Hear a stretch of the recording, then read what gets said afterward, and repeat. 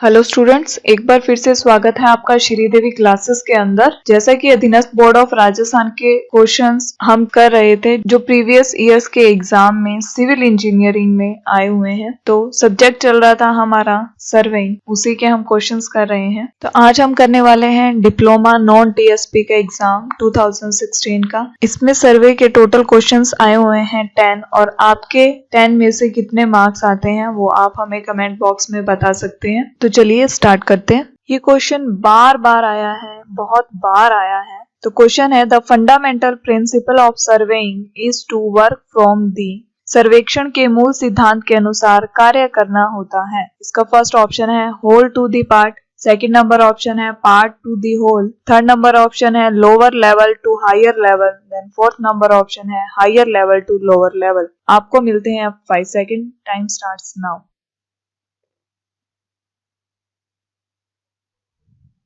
Okay, time up. तो इसका correct answer है होल टू दी पार्ट, कि संपूर्ण भाग से आंशिक भाग की ओर। इसका मतलब होता है कि पूरा जितना भी एरिया है जिसका हम सर्वे कर रहे हैं उसको हम छोटे छोटे पार्ट्स में डिवाइड कर देते हैं, फिर उसका सर्वे करते हैं, जिससे कि जो एरर्स होती हैं, जो कि सर्वे के अंदर जो एरर आएंगी वो कम हो जाएंगी। नेक्स्ट क्वेश्चन है when the curve is to be set out over a rough ground, the method used। जब एक खुरदरे रफ स्थल पर वक्र की निशानबंदी करनी हो तो कौन सी विधि काम में ली जाती है? कर्व जब सेट करना हो एक रफ ग्राउंड के ऊपर तो कौन सा मेथड यूज में लिया जाता है? फर्स्ट नंबर ऑप्शन है two theodolite method, second number option है Rankine method, third number option है टैक्योमेट्रिक मेथड और फोर्थ नंबर ऑप्शन है आइदर 1 और 3। तो आपको मिलते हैं 5 second, time starts now.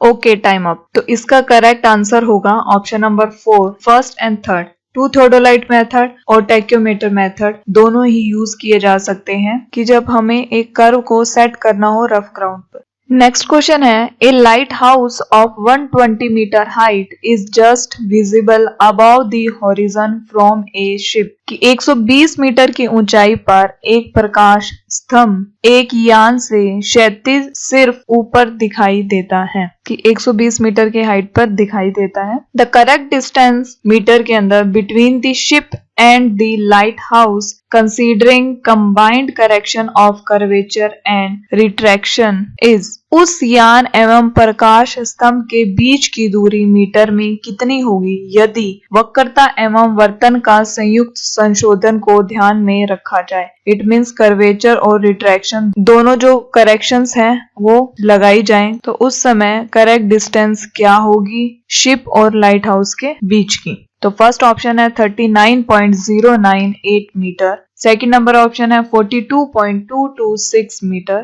Third number option है 39,098 मीटर, फोर्थ नंबर ऑप्शन है 42,226 मीटर। ये थोड़ा कैलकुलेशन वाला क्वेश्चन है, तो आपको मिलते हैं 10 seconds, time starts now.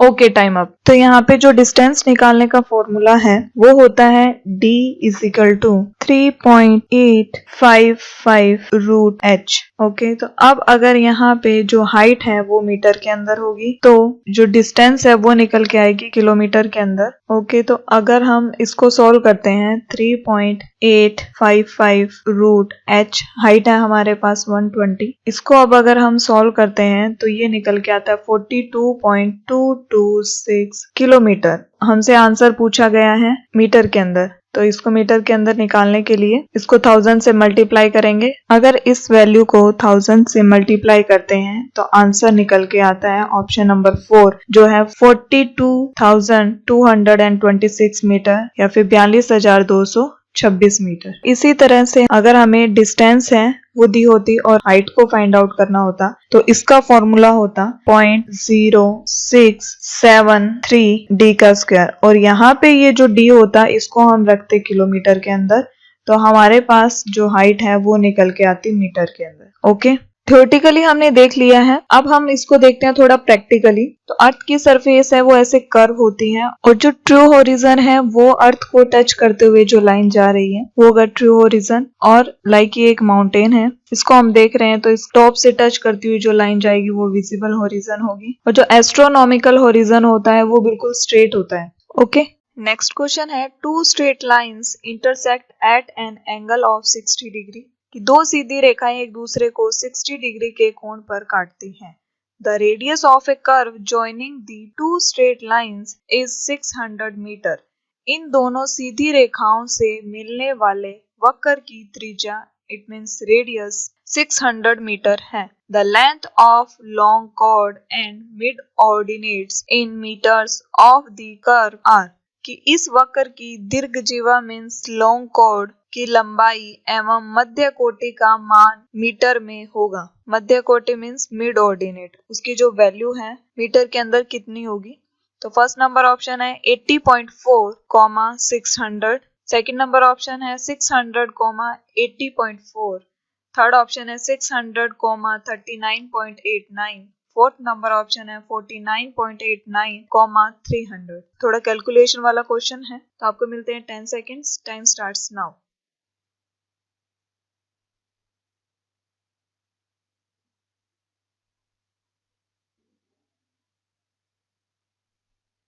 Okay, time up. इसका करेक्ट आंसर होगा ऑप्शन नंबर 2, 600, 80.4। देखते हैं कैसे आया। तो क्वेश्चन के अंदर हमें गिवन है कि दो स्ट्रेट लाइन एक दूसरे को 60 डिग्री के एंगल पर काट रही हैं। इट मीन्स ये दो जो स्ट्रेट लाइन है ये एक दूसरे को जिस एंगल पर काट रही हैं वो है 60 डिग्री। कि दो जो स्ट्रेट लाइंस को जोड़ रही हैं तो उसकी जो रेडियस है ये है 600 मीटर। ओके, और ये दो स्ट्रेट लाइंस है ए से B and length of long chord and mid ordinate. तो जो इस क्वेश्चन के अंदर लॉन्ग कॉर्ड पूछा है वो होती है ये वाली डिस्टेंस जो ए और सी को मिला रही है वो वाली लाइन। एक तो हमसे ये पूछा है कि लॉन्ग कॉर्ड क्या होगा, और दूसरा पूछा गया है हमसे मिड ऑर्डिनेट कि ये वाली लाइन है इसको जहाँ पे कट कर रही है इस आर को, ये वाली डिस्टेंस क्या होगी। ये एक तो ये पूछा गया है और एक ये पूछा गया है। ये लॉन्ग कॉर्ड और ये है मिड ऑर्डिनेट। और ये कहाँ पे यूज में आता है, जहाँ पे दो जो स्ट्रेट रोड्स हैं वो जहाँ पे काटेंगी तो वहां पे हम एक तरह से कर्व दे देते हैं। तो इन सब लेंथ्स को निकालने की रिक्वायरमेंट होती है। तो देख लेते हैं कि जो लॉन्ग कॉर्ड है उसका फॉर्मूला क्या है।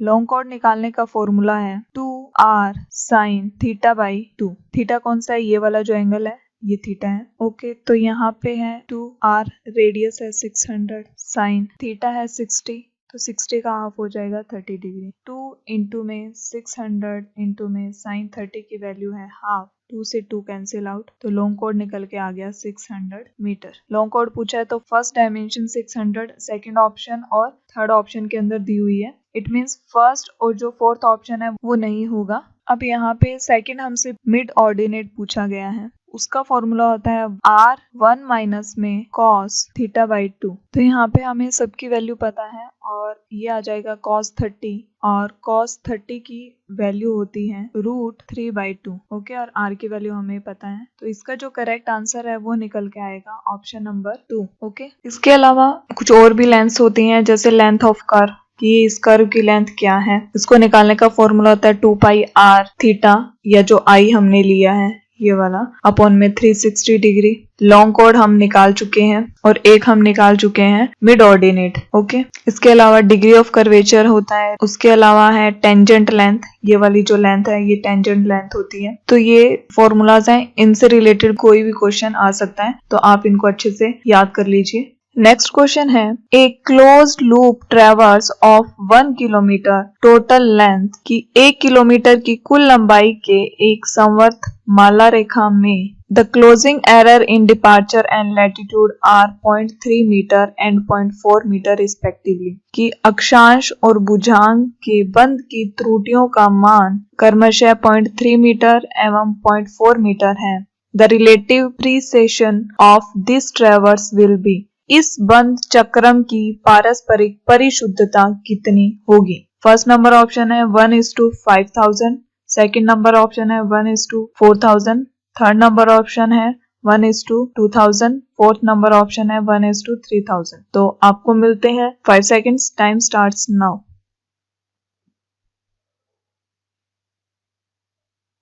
Okay, time up. इसका करेक्ट आंसर है ऑप्शन नंबर थर्ड, जो है 1:2000। देखते हैं कैसे आया। इससे पहले भी हमने एक क्वेश्चन के अंदर देख लिया था कि क्लोजिंग एरर क्या होती है। यहाँ पे हम देखते हैं कि हमसे पूछा है रिलेटिव प्रिसिएशन ऑफ दिस ट्रेवर्स, तो उसको निकालने का फॉर्मूला होता है क्लोजिंग एरर अपॉन में पेरीमीटर ऑफ ट्रेवर्स। तो क्लोजिंग एरर क्या है? तो क्लोजिंग एरर के लिए हमें लैटिट्यूड और डिपार्चर दोनों दिए हुए हैं। तो यहाँ पे इस फॉर्मूला के अंदर हम पुट कर देंगे कि लैटिट्यूड कितना है हमारे पास और डिपार्चर क्या है। तो रूट 0.4 तो है हमारे पास लैटिट्यूड इसका स्क्वायर, प्लस 0.3 है डिपार्चर उसका स्क्वायर, ये दोनों रूट के अंदर है। इनकी जो वैल्यू है वो निकल के आएगी 0.5। अब इस फॉर्मूला के अंदर हम रख देंगे, तो क्लोजिंग एरर निकल के आई है 0.5 डिवाइडेड बाय में पेरीमीटर ऑफ ट्रेवर्स। ट्रेवर्स की पेरीमीटर है 1 किलोमीटर, ये मीटर में निकल के आया है क्योंकि ये मीटर के अंदर डायमेंशन थी और नीचे है किलोमीटर में, तो 1 है किलोमीटर के अंदर, इसको हम मीटर में कन्वर्ट करेंगे तो ये 1000 हो जाएगा। अब अगर इसको हम सोल्व करते हैं तो ये आएगा 1/2000। ओके, तो इस तरह से इसका जो करेक्ट आंसर है वो है ऑप्शन नंबर थर्ड। क्लियर है? नेक्स्ट क्वेश्चन है the value of magnetic declination of magnetic bearing of sun at noon is 350 degree is. यदि दोपहर में सूर्य का चुंबकीय दिक्पान 350 हो तो उस समय चुंबकीय दिक्पान का मान कितना होगा? तो फर्स्ट नंबर ऑप्शन है 10 degree east, second number option है 10 degree west, third number option है 80 degree east, then fourth number option है 80 डिग्री वेस्ट। तो आपको मिलते हैं 5 seconds, time starts now.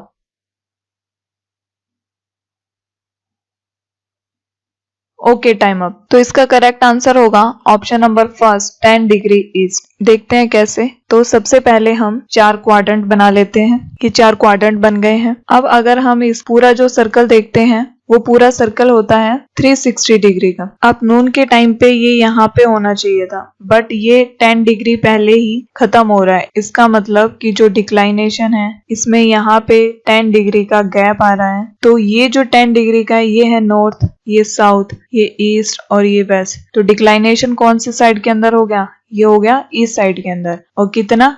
10 degree. 10 degree कैसे हुआ कि 360 डिग्री का पूरा सर्कल था, उसमें से 350 डिग्री जो हमारी वैल्यू आ रही है सन एट नून, जिस टाइम पे जो सूरज है वो बिल्कुल हमारे सर के ऊपर होता है नून के टाइम पे, इट मीन्स वो नॉर्थ वाली लाइन पे आया है, पोल पे आया है, 350 डिग्री पे आया है, जबकि आना चाहिए था 360 डिग्री पे। तो 10 डिग्री का गैप है और वो डिक्लाइनेशन हो गया ईस्ट साइड के अंदर। क्लियर है? तो करेक्ट आंसर जो निकल के आया वो है option number first. Next question है 3 point problem can be solve by. त्रिबिंदु समस्या किस विधि द्वारा हल की जाती है?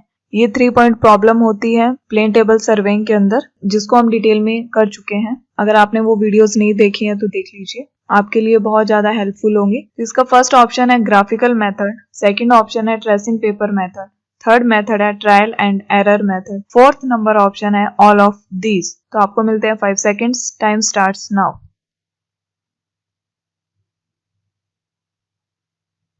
Okay, time up. इसका करेक्ट आंसर होगा all of these. Plane table surveying के कुछ मेथड्स होते हैं। एक मेथड होता है रेडिएशन मेथड, एक मेथड होता है इंटरसेक्शन मेथड, एक होता है ट्रैवर्सिंग मेथड और एक होता है रीसेक्शन method.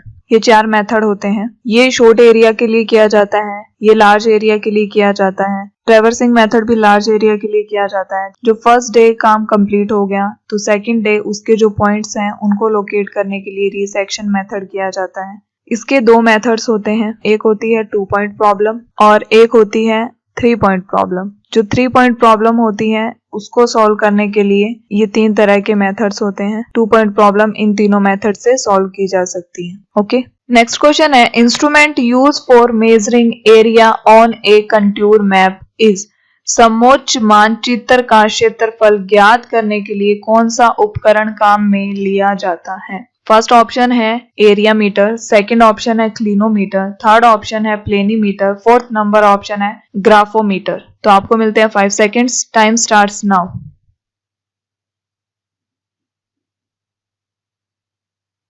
Okay, time up. Contour map के अंदर एरिया को मेजर करने के लिए प्लेनीमीटर का यूज किया जाता है। यहाँ पे जो ऑप्शन है एरिया मीटर, ऐसा कोई भी इंस्ट्रूमेंट नहीं होता है। बात करते हैं क्लिनोमीटर और ग्राफोमीटर, दोनों प्रोटेक्टर की शेप में होते हैं। प्रोटेक्टर जिसे हम लोकल लैंग्वेज के अंदर डी भी कहते हैं, और उसमें इस तरह से यहाँ पे 90 डिग्री होता है, यहाँ पे 0 डिग्री और यहाँ पे 180 डिग्री, जो हमने बचपन में यूज की होगी उस तरह का होता है क्लिनोमीटर और ग्राफोमीटर। जो क्लिनोमीटर है वो यूज किया जाता है स्लोप को मेजर करने के लिए, और जो ग्राफोमीटर है वो हॉरिजॉन्टल एंगल को मेजर करने के लिए यूज में लिया जाता है। ओके, क्लियर है। ये प्लेनीमीटर कुछ इस तरह का होता है। यहाँ पे पोल और ये पोल आर्म, यहाँ पे एक पिन लगी होती है, ये यहाँ पे डायल गेज होता है। ओके, ये पूरी पेरीमीटर है, उसको मेजर करती है और उसका एरिया बताती है। और ये मेजरिंग व्हील है जिससे मेजर किया जाता है। तो इससे किसी भी तरह का एरिया, किसी भी तरह की फील्ड हो, उसका एरिया मेजर किया जा सकता है।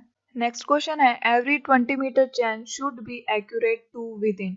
20 मीटर की प्रत्येक जरीब किस सीमा में परिशुद्ध होनी चाहिए? फर्स्ट नंबर ऑप्शन है ±8 mm, सेकंड नंबर ऑप्शन है ±2 mm, थर्ड नंबर ऑप्शन है ±5 mm and fourth number option है नन ऑफ दिस, उपयुक्त में से कोई नहीं। तो आपको मिलते हैं 5 seconds, time starts now.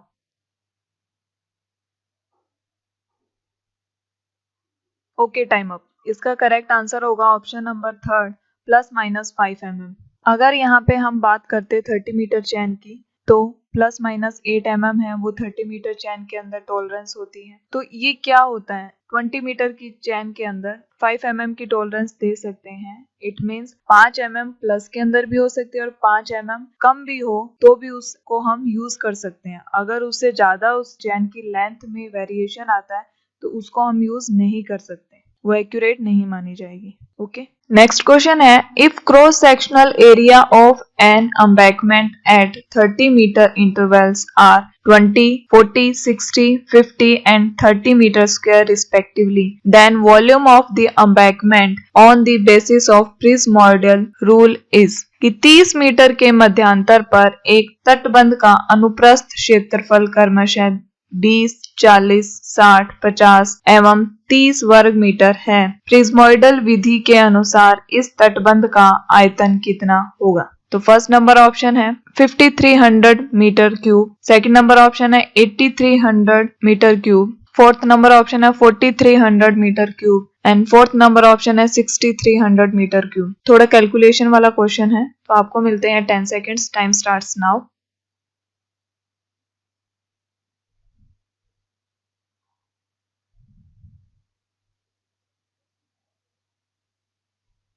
Okay, time up. इसका करेक्ट आंसर होगा फर्स्ट ऑप्शन, जो कि है 5300 मीटर क्यूब। यहाँ पे हमें निकालना है वॉल्यूम, तो वॉल्यूम निकालने के लिए फॉर्मूला होगा D/3 A1 plus AN, A1 plus में AN प्लस 4, यहाँ पे आ जाएंगे इवन नंबर, इवन मीन्स सम जो नंबर है वो like A2 plus A4 plus dot dot dot जितने भी हैं और प्लस 2, और यहाँ पे आएंगे ओड नंबर जो कि है A3 plus A5 dot dot dot so on. Okay, तो अब इस क्वेश्चन के अंदर अगर हम वैल्यूज पुट करते हैं तो D जो हमें इंटरवल दे रखा है वो है 30 डिवाइडेड बाय में 3, और A1 है 20, AN है लास्ट वाली जो वैल्यू है वो है 30। ओके, A यहाँ पे एरिया को डिनोट कर रहा है 4। अब है इवन नंबर, तो सेकंड जो वैल्यू है, फर्स्ट हमने वैल्यू रख दी A1 रख दिया, A2 है हमारे पास 40, देन 5 नहीं 6 नंबर पे आता है, ये वैल्यूज है ये 1 2 3, ये है 3 और ये 4 और ये 5। ओके, तो यहाँ पे हमें 2 के बाद में 4 प्लस 4 नंबर पे वैल्यू है 50 प्लस उसके आगे कोई वैल्यू नहीं है तो इसलिए 2, और यहाँ पे आएगा ओड नंबर, ओड में हमारे पास 3 है तो वो है 60। इसको सॉल्व करने पर वैल्यू निकल के आती है फर्स्ट नंबर ऑप्शन वाली, तो करेक्ट आंसर होगा फर्स्ट नंबर ऑप्शन। तो प्रिज्मोइडल फॉर्मूला से वॉल्यूम निकालने के लिए D divided by 3, A1 and AN क्या है, एरिया ऑफ फर्स्ट सेक्शन वो है A1 और AN है area of last section, then sum of area of even section A2 A4 इस तरह से AN-1 प्लस में 2 sum of area of odd section में आता है A3 A5 इस तरह से। Okay, thank you students. आपके इस 10 में से कितने मार्क्स आए हैं, कितने क्वेश्चन आपको आते थे, वो आप हमें कमेंट बॉक्स में बताइए। और अगर आपको ये सीरीज पसंद आ रही है तो do like, share and subscribe और फर्दर वीडियोस के लिए बने रहिए हमारे साथ। Have a nice day.